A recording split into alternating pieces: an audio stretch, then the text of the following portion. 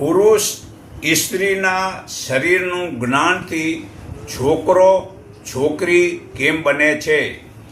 પુરુષ એટલે આત્મા અથવા નિરીજન એટલે કાળ પણ કહેવાય છે.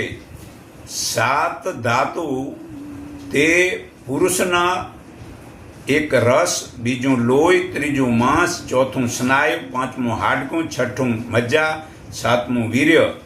અને એ 7 ધાતુ પ્લસ એક ભાગ આ ડાબી નાકમાં છે તે સ્ત્રીનો ભાગ છે.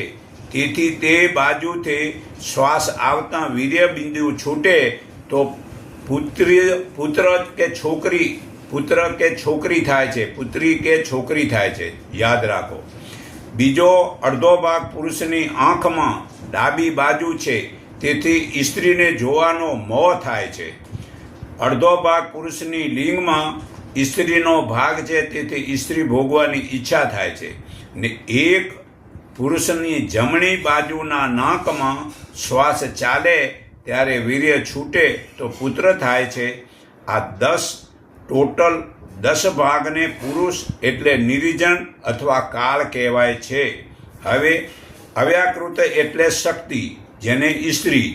7 ભાગના ધાતુ શરીરના, જે રસ, લોહી, માંસ, સ્નાયુ, હાડકાં, મજા અને રજ, આ 7 ધાતુ પ્લસ એક સ્ત્રીની જમણી નાકે શ્વાસ આવતા બિંદુ ગ્રહણ કરે તો પુત્ર થાય છે. તો 8 થયા.